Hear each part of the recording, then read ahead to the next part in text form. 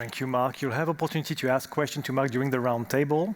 But without further ado, I'd like to introduce our second guest, Jeremy Gilbert. He actually went back to academia after a long series of years in the journalism industry. He's now at Northwestern with a night chair in digital media strategy. But before that, he was doing digital media strategy at the Washington Post and a bit before this at the National Geographic. Please welcome Jeremy Gilbert.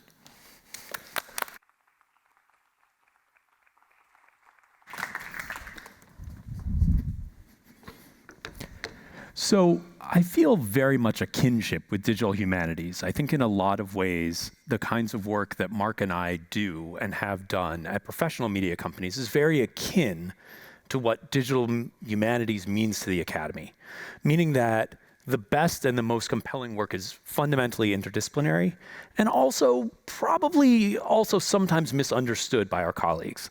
And I think that that's a strong through thread, is that the experimental process that we follow hopefully inevitably results in impact that eventually leads to widespread adoption. I myself have spent my career dipping in and out of teaching, dipping in and out of research, and very much engaging in practice. I still feel and hope, aspire to be a journalist who happens to work at a university rather than an academic who is interested in journalism. I spent some time working in digital startups. I have very much been involved in news at the local and national level. I've done some teaching of both professional journalists and student journalists, and spent, as you heard, time at both National Geographic and the Washington Post, helping legacy organizations adapt to a digital model and to really, truly focus on what it means to develop a strategy, both around technology, but also around the business model of journalism. What I do today is lead Northwestern's Night Lab inside of our School of Journalism, but collaborating very closely around human-centered design and the use of technology. And I think in somewhat the way that we've already talked about today, what we have to do is confront the role that technology plays, but not just the role of technology, but our expectations around technology. That there exists this bipolar view of the impact that technology will have on various disciplines, on various industries. One side of that pole is this techno-optimist view that sort of suggests we haven't invented it yet. Often they haven't invented it yet. But that the technology, when we do have it, will solve all of our problems. We will never sweep again. We will never make our own meals. We'll never have to choose what to wear. An algorithm, a robot, a system, a new way of thinking, a new tool will supply what we need. And on the other pole is this idea that technology itself will destroy us, that it is absolutely hopeless. And that I don't know how many of you have been in a newsroom, but I think reporters are more fond of the latter than the former. It is always, will the machine come and take my job? Why is it that journalism isn't doing better? Well, technology has stolen from us this thing that made us special. And not shockingly, the truth lies in between. And part of it is that I think the very framing of artificial intelligence has become so complicated and so filled with perhaps incorrect meaning that it is very difficult to have a conversation about technology in newsrooms and about artificial intelligence and still be rooted in the real world impact of these technologies. And part of that problem is this sense, and I am not a computer scientist, this sense that very soon, in the very near future, general AI is coming. And you see this especially in the media coverage of statements by engineers at Google suggesting that maybe AI has already become sentient. And this idea that general AI is out there, that AI is out there that will replicate how people think. It's possible. I am not in position to judge it, but I am in position to judge that if we pursue general AI, we are unlikely ever to get there, and that in the moment, we'll really struggle with what the moral and ethical impacts of a thing that is not here. And we'll paralyze ourselves because the outputs are never what we imagine them to be. So the incredible work of GPT-3, which is not a general AI system, but certainly intends to represent general AI, at least in the area of written word. Even pursuing that, even suggesting, is that a replacement for humans, is probably not the kind of AI that we should be talking about when we talk about digital humanities, or even when we talk about technology and journalism. Instead, narrow AI is really where things are at. So what do I mean by that? So the first time I worked at Northwestern University, we did some of the earliest, at least at Northwestern, collaborations between computer science and journalism. So we took about a dozen students, journalism graduate students and computer science students, mostly undergraduates, and we said, we want to solve real-world media problems.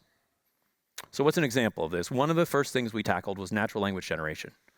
So could we use data that we had access to and tell machine-generated stories that are worthwhile? And so we started, as technology often does, by working backwards. So I made my students read hundreds of baseball stories written by the Associated Press that were from human writers who went to games, and then divine what could be written if you didn't go to the game, if you only had statistics. And in 2009, we were quite capable of producing a story that looked a lot like what the Associated Press wrote, without us ever going to the game. Okay, so where are we today? Well, today, unfortunately, we're almost in exactly the same place.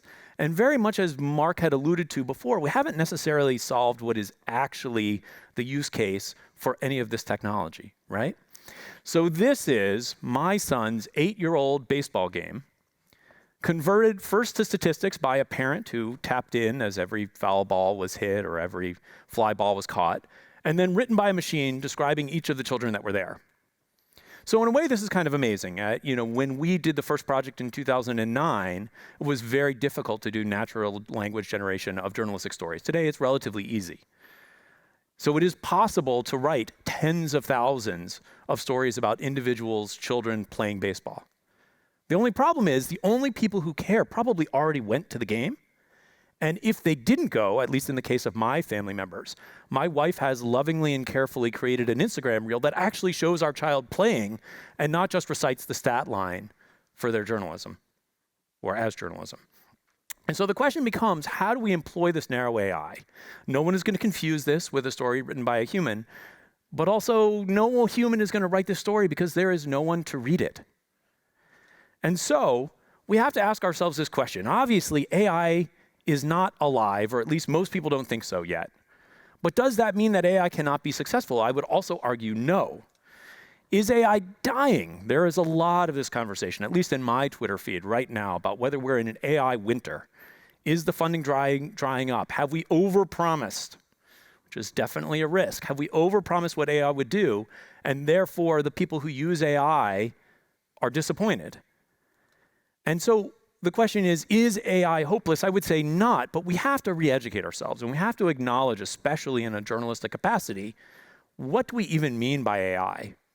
This is, I would argue, one of the ironies about talking about AI, is that when AI works, it is almost magically seamless, right?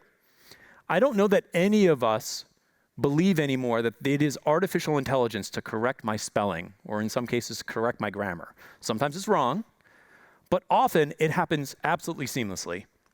And so one of the challenges when we talk about technology and tools in journalism is that no journalist that I know would dispute that it is valuable to have spell checking. But most journalists that I know are afraid that AI will take their job. And this dichotomy can exist simultaneously because we have this ever-shifting idea of what AI is. AI is a thing that does not already exist, and therefore it can be frightening, where the AI that does exist, even though sometimes it changes words into things I don't want them to be, is very valuable. And this applies to transcription, it applies to translation, it applies to some of the computer vision examples that Mark has shown. And I think journalists have this tendency to reinforce this fear of AI, even when we're talking about industries that have nothing to do with AI. So in the last week, the Wall Street Journal was looking at, in the United States, trucking, long-haul trucking, very large trucks, are a really important thing. It's the way that most goods actually get to people's houses. And so what you see is that the author of the article says the United States does not have enough truck drivers, and that maybe automation is the solution to this widespread shortage of people willing to drive for 8 to 10 hours a day to deliver goods. You might also say, why don't they use trains? Why don't they do other things? We're not even going to assess that problem or question. But simultaneously in the same article, he also says 500,000 jobs will be lost if we successfully automate. And so we have we've captured this tension, this idea that simultaneously technology will fulfill this gap. I'm not really sure that automation is in the near term going to solve the fact that 80,000 people don't want to drive all day. And it's probably also not going to eliminate 500,000 jobs, or at least those people won't be jobless. They will go on to do other things.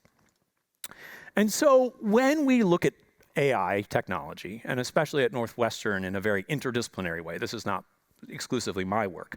When we think about artificial intelligence, what we have come to believe is that we need to interrogate the way that we use technology, and especially the way that we use AI in the same way that we might assess something else. So our partner in this project, the Center for Advancing the Safety of Machine Intelligence, which is called CASME, is actually Underwriters Laboratory. And I don't know if you have Underwriters Laboratory here, but in the United States, Underwriters Laboratory has this very long history that started with saying, how can we make electricity safe? And if you think about it, electricity and artificial intelligence are not that radically different, at least at their inception. So there was a point at which our homes were basically dark, our businesses ran on the burning of coal or wood, and when electricity was invented, it was amazing. Instantly, quietly, cleanly, relatively speaking, safely, you could illuminate your home, except when it wasn't safe. And Underwriters Laboratory exists solely because sometimes those electrical lines burst into flames. And so the question I think we need to be asking ourselves, especially around journalism, is when is artificial intelligence actually safe? The specific narrow application that we are talking about in journalism. I'm going to talk about the 4 ways that we apply it. And how can we go about really assessing it? And I think it's very important to think about what are the areas of assessment. So at least at CASME, we're talking about data, algorithms, interaction, and evaluation. So one challenge is that when we get data to work with, and I think this is absolutely the same for researchers as it is for journalists, it's often almost feels like the thing itself. Just getting the information is such an achievement that do we actually ask the questions we should about how complete the information is? Who compiled the information? Why are some things included and other things not included in the information? When we, as we always need to do, clean the data, what did we take out? Why did we take it out? Can we defend why some things are included and other things are not? And what are the biases along the way that were baked into interpreting the data, analyzing the data, or even gathering it? And then the challenge, and this is not always the case, but as algorithms get more complex and more sophisticated, more often we need to use algorithms that we ourselves did not create. And in doing so, we run into this challenge where we might not know what assumptions this system is making, why it is working the way it is working, again, what biases are baked in, and we might test against our own assumptions, which I would hope you know as researchers, it's very easy to be successful in a test when you are really working towards your own solution. And so we're really trying to assess algorithms, especially in journalistic uses, when we look at large data sets like the Panama Papers or the Pandora Project. How do we know that these third-party algorithms we use are actually delivering the information that we want and expect? And then when we think about interaction models, are we introducing issues just in the user experience, the user interface that allows us to access these tools? Are we biasing or pushing someone towards one piece of information instead of another? And then finally, when we measure, and Mark talked very eloquently about this, is the work that we have done actually living up to our goals? We can use algorithms, we can use tools, we can use techniques, but does it do what we need? And do we have a meaningful way to measure whether those outcomes are worthy? Especially when you're talking about storytelling, especially when you're trying to mitigate harm, as I would argue the best of journalism does. Are we reaching our own goals? And do we know when we have reached them? And so what I would argue is that a safer space, at least in news and media, is to talk about automation. No one doubts that automation of spell checking, automation of transcription is, or few people doubt, is a good thing. And it feels a little bit safer. And so what does that look like? Well, one thing it looks like is that automation is a team sport. And in this way, it is absolutely like digital humanities, where gathering more people surfaces challenges that you would not otherwise have. So one of the programs that my lab is involved in is Journalism AI. Journalism AI just launched a new fellowship project. We have 10 teams made up of different journalists and technologists from around the world, and they are working on 10 different projects. One example of a project that we have done in this program is the Political Misogynistic Discourse Monitor. And the whole idea here is that specifically in Brazilian elections, there is a lot of misogyny baked into social media discourse about the election, sometimes even from the politicians themselves. And there are a lot of politicians. A Brazilian election has more than 400 seats in that way. It's very like the US. And so what this relatively small feminist newsroom in Brazil needed was a way to understand who was flying under the radar, saying hateful things that people didn't even know they did. And so a team of people from the States, of people from Chile and Brazil worked on this project. And one of the things that we discovered is that language models in Portuguese, especially Brazilian Portuguese, are wildly underdeveloped relative to English. It might be really obvious to you, but it was not obvious to us. And so only through this collaboration, the internationalization of this particular project, did we realize some of the limitations of the technology. So the 4 key areas that we are looking at are around how do we find stories? What form do those stories take? When and where do people need them? When will they really consume them? That sort of job to be done that Mark was talking about. And how can we financially support storytelling using AI and AI-like technologies? And so we tend to talk about, or I tend to talk about in my lab, creation, consumption, distribution, and monetization. And these technologies' impact on each of those 4 areas is really critical for the stories we want to tell and the enterprises that tell them. And so if you think about creation, there are a lot of different ways that technology has changed journalism. But one thing that I think that you can see is that relatively few of the journalists in the press room, this is at the White House in Washington, D.C., are looking down because they're not handwriting notes. Why are they not handwriting notes? Well, they're not handwriting notes because they are recording and auto-transcribing everything that is being said. And so the very use of these narrow AI systems, like Otter AI and others, that translate speech into text, enable a different kind of workflow. And in particular, allowed reporters at the Washington Post to much more quickly file stories because we could stream the audio, transcribe the audio, and have people writing off the audio even while journalists in the room are writing other questions. And we could think about consumption differently. For example, and I don't mean to pick on the New York Times particularly because Mark is here, but the New York Times in some ways is an agenda-setting news organization.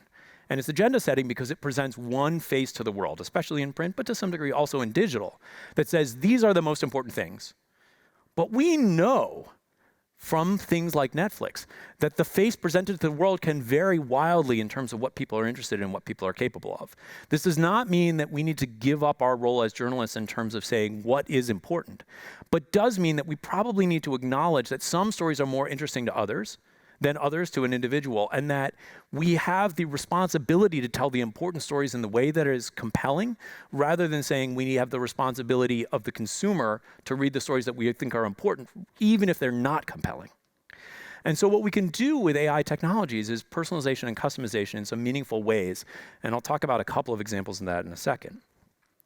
And then finally, AI can make the act of distributing journalism much more practical because it can allow journalists to tell a story and then push it out over multiple channels. It can help us select the right photo for the right distribution channel. It can help us know when a story should be told in text or a story should be told visually. It can simplify a video and make it shorter or longer based on cues given by humans. And so we can start to think about how do we solve those specific problems using narrow AI.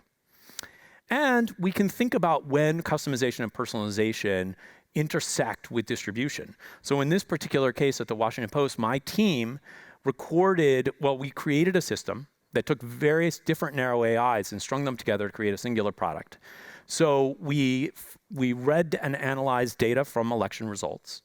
We used this natural language generation technique to write a script. We used text-to-speech technology to record an audio clip.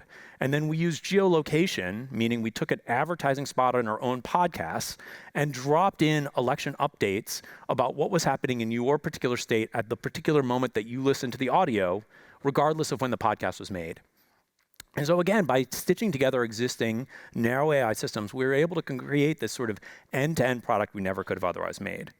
And finally, we can think about monetization very differently. As I was flying over here, I thought very much about the fact that everyone on the flight had essentially the same experience. Some people have a little more space, some people have a little less, but what you get has nothing to do with what you pay for generally.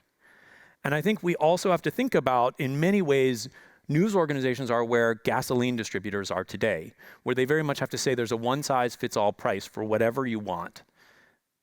Everyone gets it at the same price. And AI systems are allowing us to be much more thoughtful about the offers we make, the prices we charge, et cetera. And the Globe and Mail is a good example of this. They have made a personalized paywall. So where is my lab working on these kinds of challenges? We're thinking a lot about photo selection.